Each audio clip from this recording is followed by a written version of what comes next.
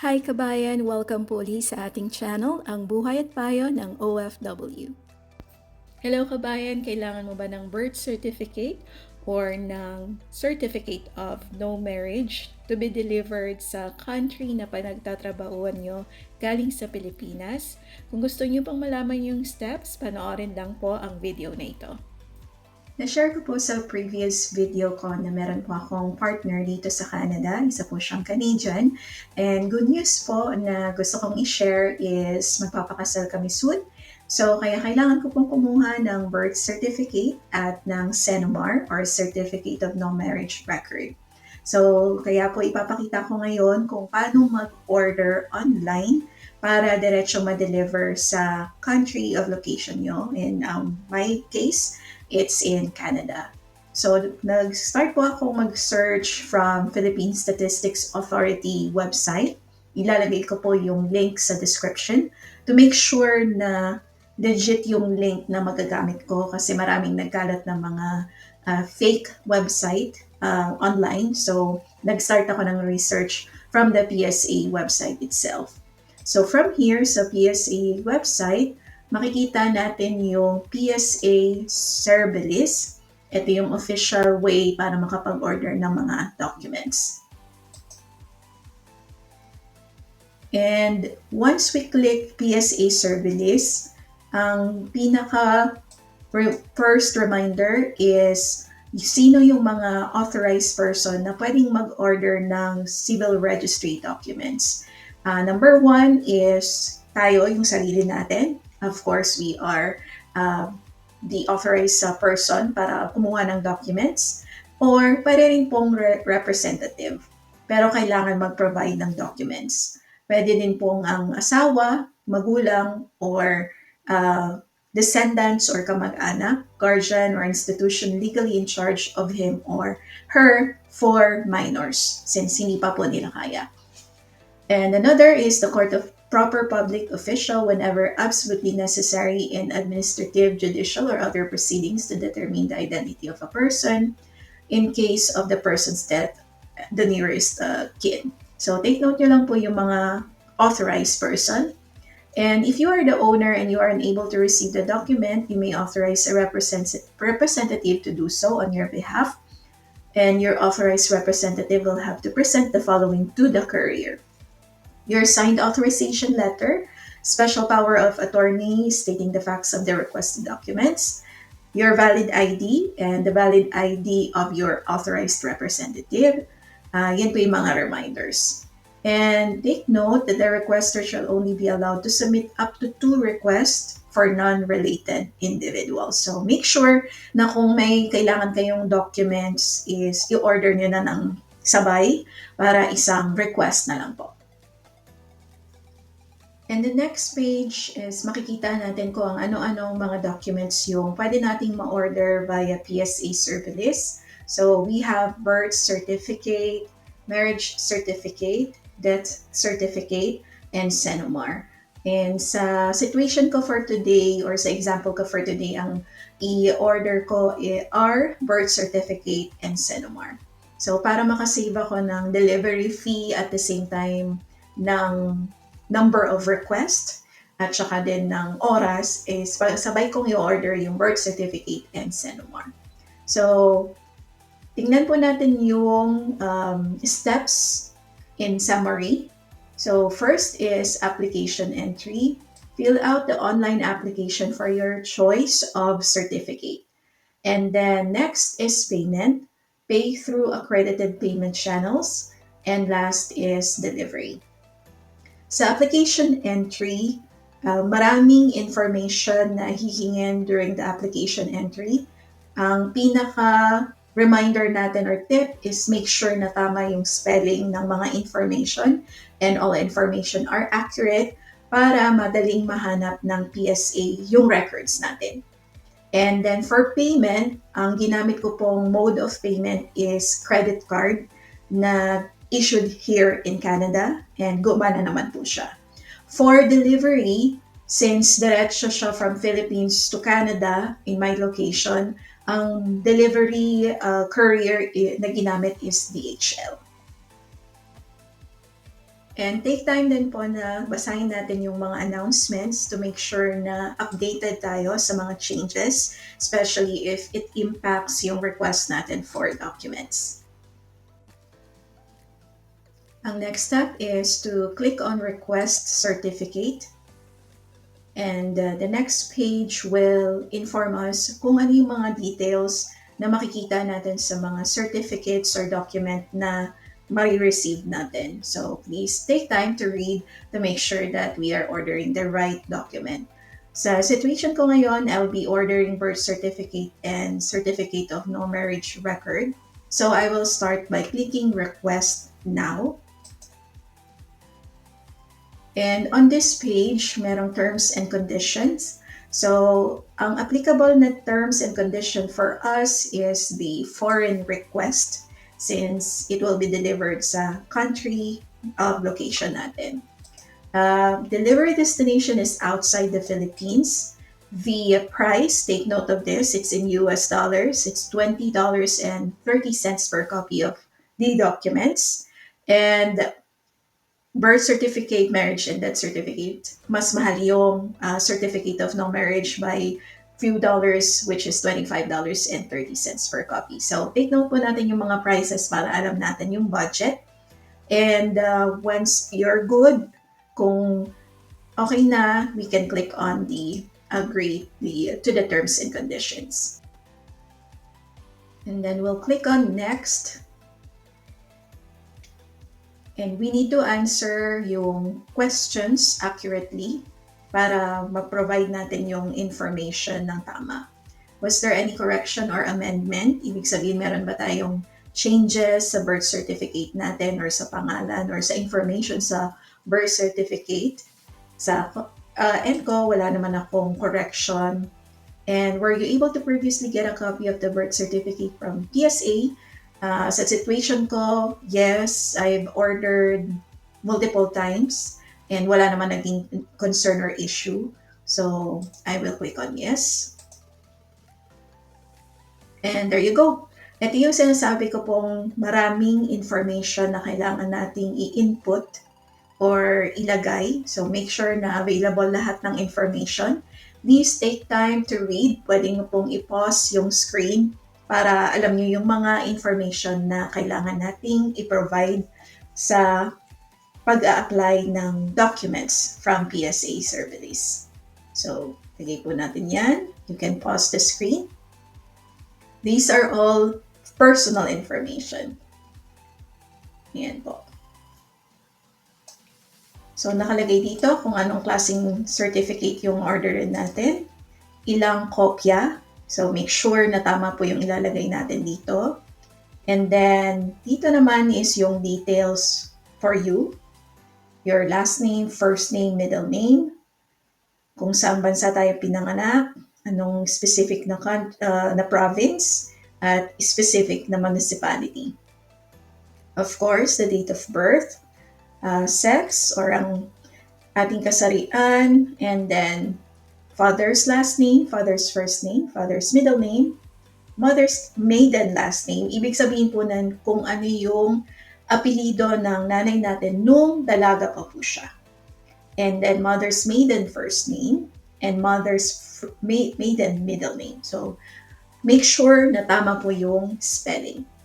And nakalagay dito sa baba, relationship to the document owner. Since ako po mismo yung mag-order for myself, ang pipiliin natin is self. So, depende kung ano po yung relationship nyo sa pag-orderan nyo ng document or para kanino, select lang po natin. So, sa case ko, self.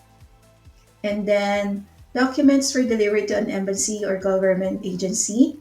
Sa case ko, hindi. Diretso siya i-deliver sa bahay namin dito sa Canada. So, I will select no. Purpose. So, as mentioned earlier, ang purpose ng birth certificate nito is for completing my documents for my upcoming wedding. Kaya ilalagay ko dito ay other. So, depende po sa purpose ng document na pagre-request nyo. Pwedeng claim benefits or loan, employment abroad, employment local, passport or travel, school requirement, any other reason na wala na sa nabanggit dito, piliin natin yung others. And then, pwede nating ilagay kung ano yung specific reason or purpose. So, yan po ilalagay natin. So, if you fill out ko lang po lahat ng information na to, I will pause the video and I will show you the next step. Pag natapos na po nating ma-fill out yung personal information natin, ito na po yung next page. So, ilalagay natin yung requester's details. Ilagay po natin yung last name, first name, and middle initial. And importante po na tamang email address and mobile number yung ilalagay natin kasi doon po tayo padadalhan ng notification for delivery. So, pipiliin natin kung delivery or pickup. Since ipapadeliver ko dito sa Canada, I will choose delivery. And then make sure na tama yung delivery address or information na ilalagay natin dito sa page na to. I will pause the video and I will go back for the next step. Magkakaroon po ng pop-up to remind you regarding the delivery to the other countries. So take note yung mga reminders po na ito. DHL Express delivery cost shall be charged to your account and it is separate from PSA service fees. So, ibig sabihin po, magkaiba pa yung bayad ng document itself versus sa delivery fee. And sa experience ko, actually, malaki yung fee for delivery, which is understandable kasi mabilis siya and secured naman yung document. And then, number 2, get a 30% discount on shipping rates when using DHL Express. May option po na i-enter yung code provided ng PSA Service. Pero sa experience ko, nilagay ko yung code pero wala namang na-discount. I'm not sure kung ganun talaga yon, discounted na talaga or pwedeng expired na yung code. Pero nag-go through naman siya pero wala namang masyadong deduction or hindi nagkaroon ng deduction. And then number 3, DHL Express waybill information is required prior to PSA service payment. Ibig sabihin po, kailangang tapusin natin yung process within DHL website para magkaroon ng service waybill information or DHL Express waybill information. Ang mangyayari is simultaneous nating ipaprocess yung PSA service website and also yung DHL. So, sinimulan natin sa PSA and then yung delivery part, i-continue natin sa DHL website. Magkahiwalay sila and magka-connect at the same time. So, i-explain ko po yan sa inyo later. Medyo malabog sa ngayon pero mas maintindihan natin siya on a later part. So, kung walang DHL Express waybill, hindi po mapipick up from PSA yung document and hindi rin ma-deliver. So, kailangan mag-pay attention po tayo sa steps sa DHL part kasi kailangan pong tama yung process doon. And then, PSA Service is not liable for non-delivery of your document due to non-submission of your DHL Express waybill. Kaya, importanteng tama yung steps natin sa DHL side. Number 5, PSA Service will not be liable for the misdelivery and or loss of documents. Any issue regarding delivery should be coordinated by you directly with DHL Express. So, hindi po sasagutin ng PSA Service if ever mawala or hindi ma-deliver yung document kasi mali yung information na na-enter natin. Number 6, the recipient name entered in the DHL Express booking must be the same as the requesters or document owner. So, kailangan po tallied yung pangalan nung nag-request at saka nung delivery information. For security reason din yan. So, make sure na magkapareho. And then, ang next na is yung sa DHL Express steps. Sa PSA side, magpapop up po yung reminder na to, exactly the same reminder. Itong number 1 step. So, ipoprovide po yung link for DHL Express and make sure na lahat ng steps na to ay masunod natin para tamang yung delivery process. And then after natin mabasa yung reminders for DHL Express delivery, nasa PSA Service website pa rin tayo. And na-enter na po natin lahat ng information. Ang next step is yung summary. So for security, i-cover ko yung personal information ko. But I wanted to show you guys kung ano yung magiging itsura sa summary. And then, kung marami kayong documents or iba-ibang documents yung kailangan yung i-order, ito rin po yung correct page kung saan makakapag-order kayo ng another document. So initially, nag-order ako ng birth certificate and I can add a new request kung kailangan ko pa ng ibang document. Sa case ko is yung certificate of no marriage. So in this case, sabay silang madi-deliver. Mapakita naman natin dito sa next page na na-add na natin yung isa pang type of document which is SENOMAR. And initially, birth certificate lang meron. Nung maklik natin or ma-fulfill natin yung information after clicking add new request.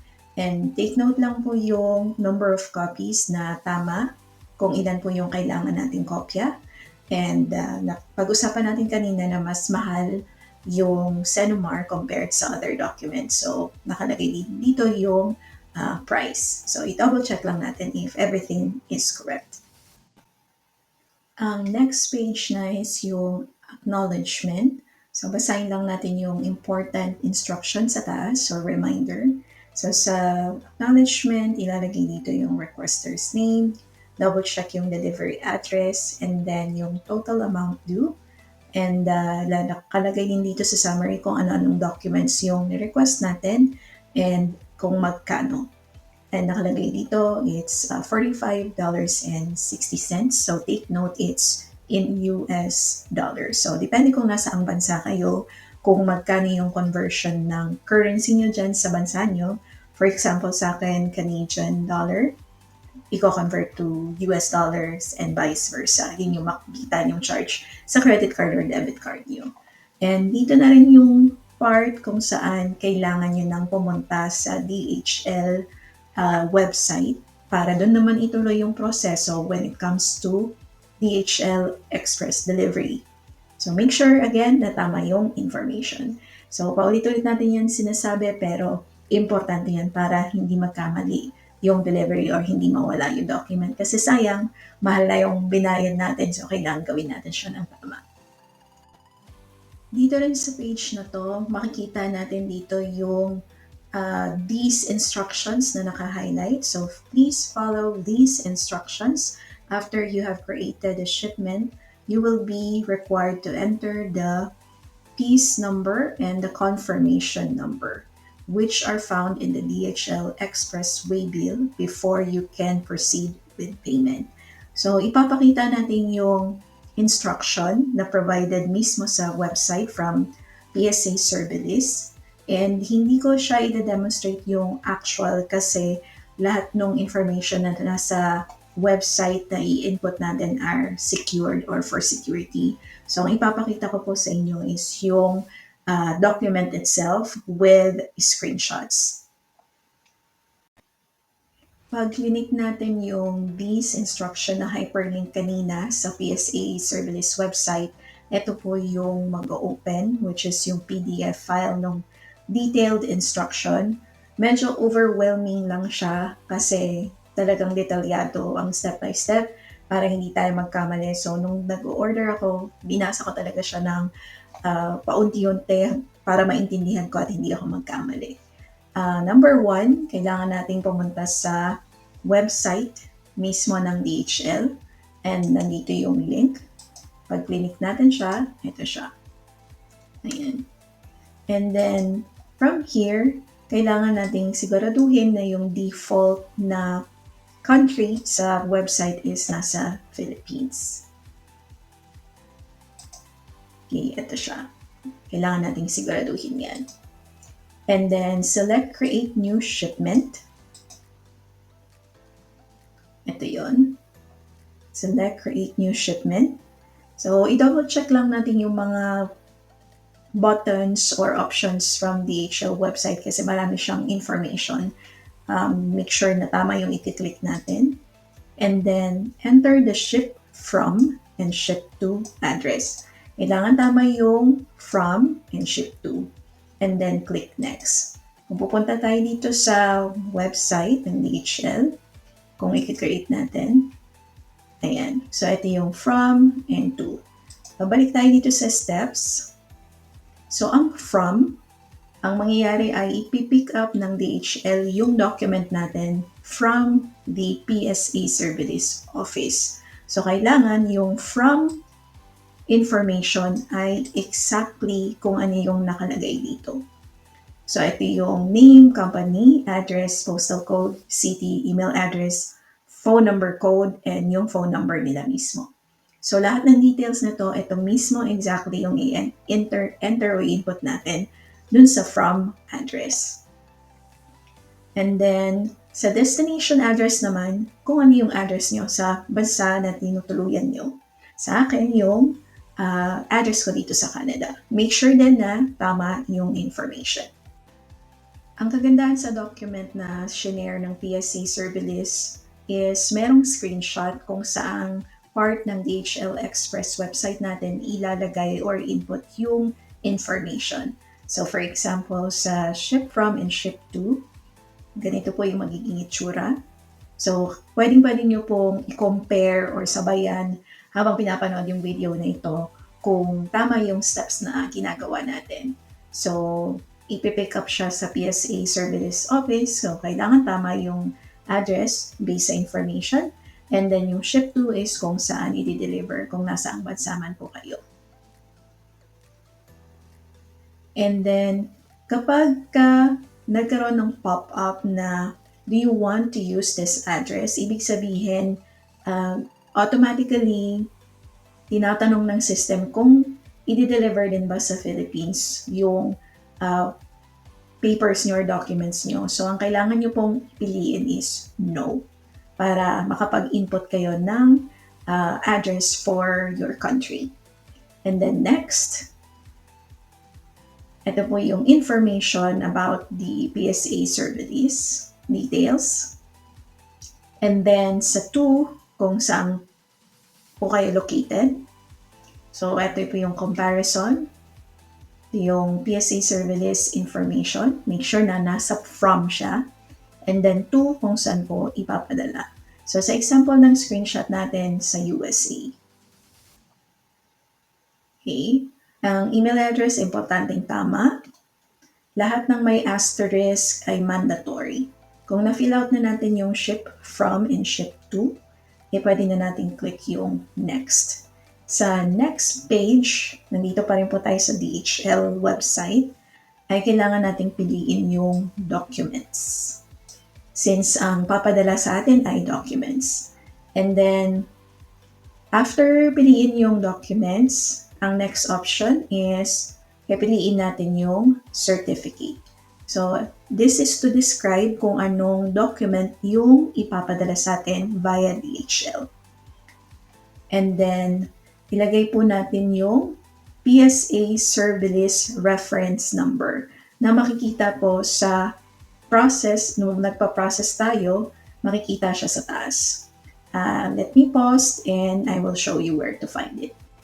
Makikita nyo ang reference number dito sa part ng PSA Service Ordering page nyo.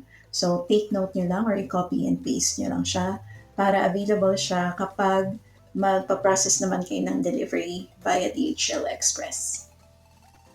Pag nakuha nyo na po yung reference number, enter lang natin siya dito sa Add Shipment Reference.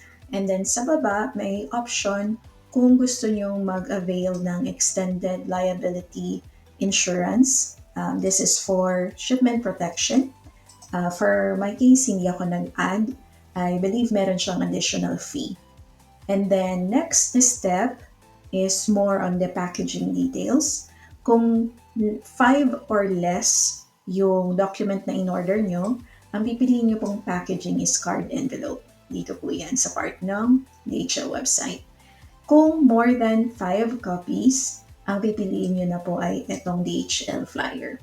Sa case ko, ang pinili ko is card envelope kasi 2 pieces of documents lang naman yung in-order ko. So take note nyo po yan. And then next page na is for the payment. Ang ginamit ko ay credit card. And sa DHL, take note nyo po na credit card payments lang yung tinatanggap nila. So hopefully meron kayong credit card. And then piliin natin yung credit card sa how will you pay option. And then click on next. And then on the next page, after natin ma-enter yung credit card, kailangan naman nating piliin yung shipment date. Ito po ay importante. Kailangan po nating maglaan ng 4 days, at least 4 days, after nating magbayad or mag-place ng order sa PSA Service. Kasi kailangan nila ng time to process our order.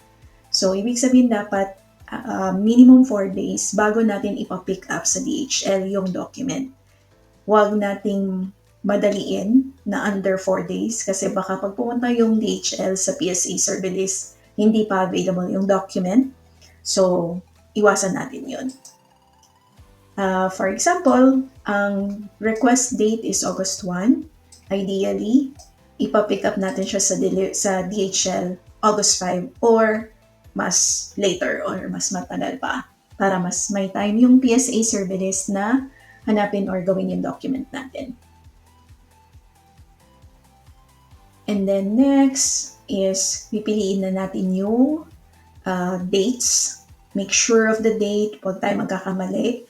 And nakalagay na dito yung information sa cost ng delivery. So, depende kung nasaan country again kayo, yun yung magre-reflect na amount or currency. Reminder lang po na yung pick-up schedule, pwedeng mag-iba siya dun sa time or date na ma-release ng PSA yung document. And yung estimated delivery time is mag-uumpisa siya from the time na na-pick up ng DHL yung document from PSA. Kaya importante na bigyan natin sila ng allowance para maproseso yung document, which is, ang hinihingi nila is at least 4 days. Ang next step naman is yung mga optional services. So, it's up to you kung gusto nyong i-avail yung mga optional services.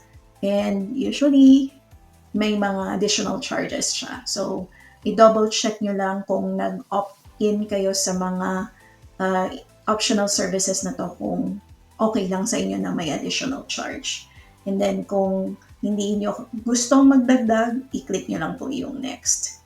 And then, kung makakita kayo ng pop-up for no printer, don't worry, i-close nyo lang po ito.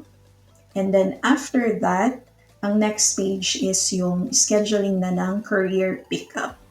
Take note nyo rin po ito na ang pickup schedule ng PSA is from 3 p.m. and 5:30 p.m. So yun po yung kailangan yung i-consider kung mag-schedule na kayo ng pickup. Actual pickup schedule may vary depending on the release of the document from the PSA. Kaya importante na bigyan natin sila ng allowance, which is at least 4 days. And kung ipapapick up na natin sa DHL, kailangan between these hours para hindi ma-miss out ng DHL or hindi dumating ng maaga si DHL na wala pa yung document nyo. And then, dito sa reception or the pick-up courier, kailangan reception yung ilagay natin kasi ipipick up nila sa reception ng PSA. So, tingnan po natin dito yung schedule. So, how do you want to provide your shipment to DHL? Schedule a courier pickup. And then, nakalagay dito yung date, kung kailan, and then kung ano yung time frame. So, ilagay natin na 3 p.m. to 5:30. And dito sa baba, where should the courier pick up the shipment? Make sure na naka-select yung reception. And then makikita nyo dito yung address ng PSA Service, yung in-input natin kanina from the beginning. And then when everything is already correct, review natin mabuti to. pwede na natin i-click yung next.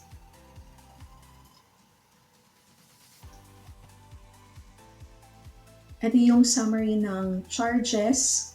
And right here, ito ay example lang. So, hindi siya exactly the same sa cost na babayaran nyo, especially nasa ibang location kayo. So, double check nyo lang, huwag nyo kalimutang i-input yung promo code, which is PHPSA as of this recording, April 7, 2025. And then, if everything is good, i-review lang po niyo mabuti. And next page na is yung payment. So, kailangan nyo enter yung payment information nyo. Make sure na everything is correct. And then, accept and pay. Importante po na yung billing address is the same as the ship from address. Huwag po natin yan i-click kasi remember, ang ship from address natin is PSA Services. So, ayaw po natin na maging billing address natin yung PSA Services address. So, wag natin po siyang i-check. Etong part na to. Leave it blank and manually enter nyo po yung billing information ng credit card nyo. And then, if everything is good, click on accept. And then, the next page is enter nyo na po yung credit card details. Review nyo lang po yung information and then click pay. And basahin lang po natin yung reminder na it may ask for 20% buffer in the credit card for pre-authorization just in case na magkaroon ng adjustment sa actual weight. Pero sa case natin, since it's papers or documents, there's a less possibility na may adjustment sa price na i-charge sa atin. Kailangan nating piliin yung label or waybill and also receipt checkboxes. Importante po na i-take note natin yung piece number or piece ID and pickup confirmation number kasi ito yung i-input natin sa PSA Services website, proof na na-arrange na natin yung pickup and delivery sa documents or for documents natin. So, ganito yung magiging itsura niya kung tapos na tayong magbayad. So, i-check natin yung information, i-click natin yung print selected documents para meron tayong personal copy ng waybill or ng label and also ng receipt. And dito natin makikita yung tracking number, pickup confirmation number, and also yung waybill number. So, dyan natin siya makikita. After that, print and save it as a PDF. Ito yung copy nyo. And yung piece ID makikita sa waybill. Okay? And helpful din po yan for monitoring. Sa experience ko, lagi po silang nag-update whenever there's changes on the tracking, kung nasaan na yung steps or yung document. So, lagi pong updated. And after nyo pong ma-save yung waybill and receipt, for your tracking, ang next step is yung get and send notification. Importante na i-click nyo po siya para lagi kayong updated sa tracking information to make sure na i-deliver or madi-deliver siya sa expected date nyo. So for this, you can enter your email address and then may option kayo kung anong notification yung gusto nyong ma-receive. Mas maganda po na i-check nyo lahat para alam nyo yung status ng kung kailan na-pick up, kung kailan cleared, kung kailan na-clear sa custom, at kung kailan na siya out for delivery and when it is delivered. And once everything is done, you click on notify. And there you go. Tapos na po yung DHL express process. So, basahin nyo lang po yung mga reminders para wala po tayong makalimutan. Ang importante po talaga ay mag-take note nyo yung waybill and yung receipt nyo. Kasi importante yan sa pagbalik natin sa PSA website. After natin ma-input yung piece number at confirmation number na nakuha natin sa DHL website, isasubmit natin siya. Ang next na is yung payment information sa PSA website. So sa payment, sa PSA, again, hiwalay po siya sa delivery.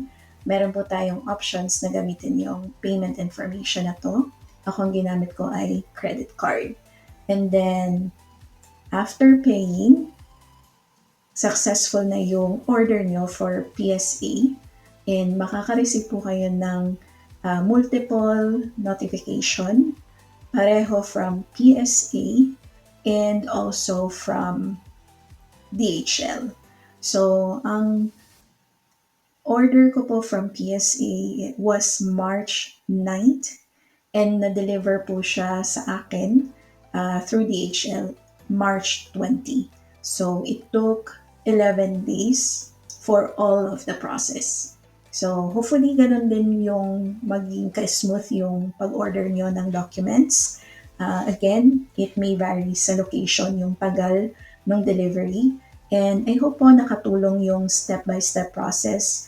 And I tried to clearly explain it para hindi siya confusing kasi personally, when I started it, I am so anxious na baka magkamali and hindi ma-deliver at masayang yung perang binayad ko sa mga fees both sa PSA and DHL. So, thankfully, successful siya and that's why I'm sharing it to you now. Thank you so much sa pagtapos ng video natin ngayon.